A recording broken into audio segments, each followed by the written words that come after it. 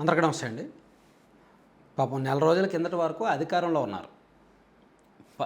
2011 నుంచి 2026 వరకు, అంటే దాదాపుగా 15 ఏళ్ళు ఆ రాష్ట్రంలో పెత్తనం వాళ్ళదే, అధికారం వాళ్ళదే, పవర్ వాళ్ళదే. సో అధికారం కోల్పోయి నెల రోజులే అయింది. ఈ నెల రోజుల్లో పార్టీ కేవలం ప్రజాదరణ మాత్రమే కోల్పోలేదు, కేడర్ను కోల్పోయింది, నాయకులను కోల్పోయింది, పార్టీ చీలికి వచ్చేసింది. అసలు పార్టీయే ఉంటుందా లేదా అనేంత హీన స్థితికి దిగజారింది. అదే టీఎంసీ పార్టీ.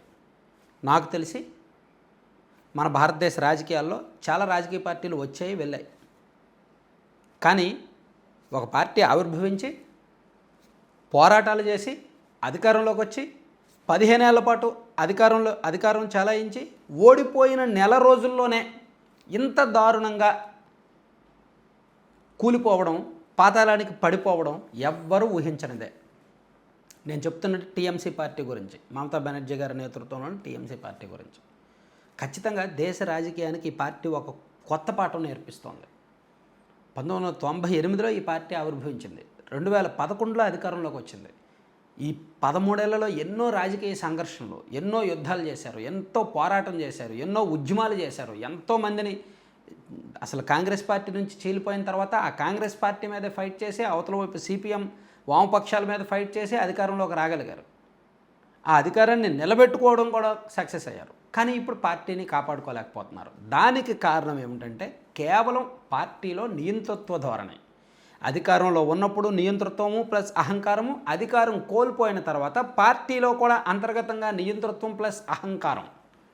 సో అధికారంలో ఉన్నప్పుడు ఎంత అవలక్షణాలు ఉన్నా, ఎంత నియంతృత్వమైనా, ఎంత అహంకారమైనా చెల్లుతుంది. ఎందుకంటే వాళ్ళకి పవర్ ఉంది కదా. సో వాళ్ళు డెసిషన్ మేకింగ్ స్థాయిలో పవర్లో ఉన్నారు కదా. కానీ పవర్ పోయిన తర్వాత సొంత వాళ్ళే నమ్మరు, సొంత వాళ్ళే దగ్గర ఉండరు అనడానికి ఇదో ఉదాహరణ.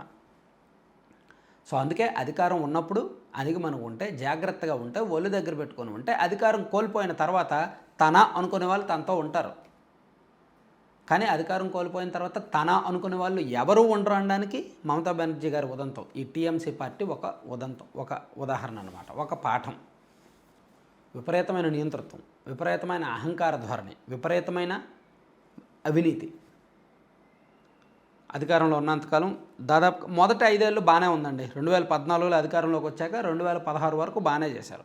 2016లో కూడా గెలిచిన తర్వాత వాళ్ళల్లో ఇంకేమైందంటే, ఇంక మాకు తిరుగులేదు, ఈ రాష్ట్రంలో మేమే శాశ్వతంగా అధికారంలో ఉంటాం, కాంగ్రెస్ పార్టీ అనేది అడ్రస్ లేదు, ఈ వామపక్షాలు ఇంకా పడిపోయినట్టే, వరుసగా 2 సార్లు ఓడిపోయారు కదా. అంటే వరుసగా 2 సార్లు అధికారంలోకి వచ్చేసరికి వాళ్ళకి భావన వచ్చేసింది. 34 ఏళ్ళు అక్కడ అధికారంలో ఉన్న వామపక్షాలని వరుసగా 2 ఎన్నికల్లో ఓడించారు, 2011, 2016. దాంతో 2016 ఎన్నికల్లో గెలిచాక కొమ్ములు వచ్చేసాయి. కొమ్ములు ఏ స్థాయికి వెళ్ళాయంటే పార్టీలో నాయకులను కూడా లెక్క చేసే పరిస్థితి లేదు, అపాయింట్మెంట్లు ఎవరు, వాళ్ళ నియోజకవర్గాల్లో నేరుగా మమతా బెనర్జీ గారు మేనల్లుడు అభిషేక్ బెనర్జీ వేలు పెట్టడం, కాంట్రాక్టులు ఈయన ఇవ్వడం, అంతా సెంట్రలైజ్డ్ కరప్షన్, ఎవరికి స్వేచ్ఛ లేదు. సో విద్యా సంస్థలు కింది స్థాయి నుంచి గంజాయి అలవాటు చేశారు, అండ్ నిషేధిత మాదక ద్రవ్యాలు. కాలేజీల్లో ఎక్కడ చూసినా, మెడికల్ కాలేజీలు, ఇంజనీరింగ్ కాలేజీల్లో కూడా విచ్చలవిడిగా నిషేధిత మాదక ద్రవ్యాలు అలవాటు చేశారు. అండ్ ఎక్కడికక్కడ ఇల్లీగల్ వ్యవహారాలు, ఈ ఏంటిది ప్రాస్టిట్యూషన్ లాంటివి అవి అలవాటు చేశారు. అండ్ ఆర్జీ కార్ లాంటి ఘటన బయటకు వచ్చింది కాబట్టి దేశం మొత్తం మాట్లాడుకుంది. అలా బయటకు రాని చీకటి ఘటనలు ఎన్నో జరిగాయి. అలాగే తుపాకీలు విచ్చలవిడిగా, తుపాకీలు ఎక్కడికక్కడ అలవాటు చేశారు. ప్రతి గ్రామంలో, ప్రతి మండల కేంద్రంలో ఎక్కడికక్కడ తుపాకీలు విచ్చలవిడిగా లభించేవన్నమాట. అధికార పార్టీ కార్యకర్తల దగ్గర ఉండేవి. ప్రతి 10 మంది టీఎంసీ కార్యకర్తల్లో 2 ఇళ్లలో తుపాకులు ఉండేవి. అంత దారుణంగా తీసుకొచ్చారు. అండ్ బంగ్లాదేశ్ నుంచి అక్రమంగా సరిహద్దు దగ్గర దాదాపుగా ఒక 170-600 కిలోమీటర్లు ఎంతో పరిధిలో ఉంటుందన్నమాట ఆ రాష్ట్రానికి బంగ్లాదేశ్ సరిహద్దు. దానిలో అక్రమంగా చొరబాటుదారులను ప్రవేశించి వాళ్ళకి ఇక్కడ ఆశ్రయం ఇచ్చి, వాళ్ళను కూడా వెస్ట్ బెంగాల్, పశ్చిమ బెంగాల్ వాసులుగా గుర్తించి వాళ్ళకు ఓటు హక్కు ఇచ్చి వాళ్ళతో రాజకీయం చేయడం మొదలుపెట్టారు. ఇలా చేయని అక్రమమే లేదు. మొత్తం పాపాలు ఎంతకాలం ఉంటాయి? పండుతాయిగా, ఎప్పుడో ఒకసారి పండాయి.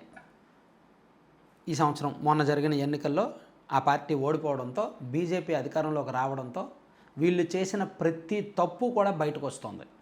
సో ఈ తప్పులన్నీ బయటకు వచ్చే కొద్దీ పార్టీకి నష్టమే, పార్టీలో ఇన్నాళ్ళు పనిచేసిన నాయకులకి నష్టమే.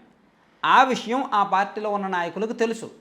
అరే మనం 15 ఏళ్ళు రాష్ట్రాన్ని పరిపాలించి ఎన్ని పాపాలు చేసామో తెలుసు కదా. సో ఇంక భవిష్యత్తులో మళ్ళీ అధికారంలోకి రావడం కష్టం. అండ్ ఇదే పార్టీలో ఉంటే ప్రశాంతంగా కూడా ఉండలేం, అరెస్ట్ చేస్తారు, ఏదో ఒక కేసులో అరెస్ట్ చేస్తారు. కాబట్టి పార్టీ మారడం ఉత్తమం అనుకొని, పైగా అభిషేక్ బెనర్జీ గారి పెత్తనం అజమాయిషీ తట్టుకోలేక అందుకని బయటకు వస్తూ ఉన్నారనమాట. సో అలా టీఎంసీ పార్టీ ఖచ్చితంగా దేశంలో ఇతర రాజకీయ పార్టీలకు ఒక పాఠం నేర్పుతుందన్నమాట. అందుకే ఒకప్పుడు మమతా బెనర్జీ గారు అంటే ఏంటి, ప్రధానమంత్రి నరేంద్ర మోదీ గారిని ఢీ కొట్టే లెవెల్లో ఉన్నారు వరుసగా 3 సార్లు ముఖ్యమంత్రి అయ్యేసరికి. కానీ ఇప్పుడు మమతా బెనర్జీ గారు జీరో అయిపోయారు. ఆ పార్టీ కూడా కాపాడుకోలేని పరిస్థితికి దిగజారిపోయారు. అందుకే ఆ పార్టీని కాంగ్రెస్లో విలీనం చేయాలని ప్రతిపాదించారంట. కాంగ్రెస్ ఏమైనా గొప్పగా ఉందా దేశంలో? ఆ పార్టీలో విలీనం చేస్తే మాత్రం ఏమవుద్ది టీఎంసీకి? కాకపోతే నాయకత్వం ఢిల్లీకి మారద్ది. ఇంతకుముందు నాయకత్వం డెసిషన్స్ అన్నీ కలకట్టాలో జరిగాయి, ఇప్పుడు నాయకత్వం డెసిషన్స్ అన్నీ ఢిల్లీకి మారతాయి, అంతే తేడా, ఇంకేమీ తేడా ఉండదు. Thank you.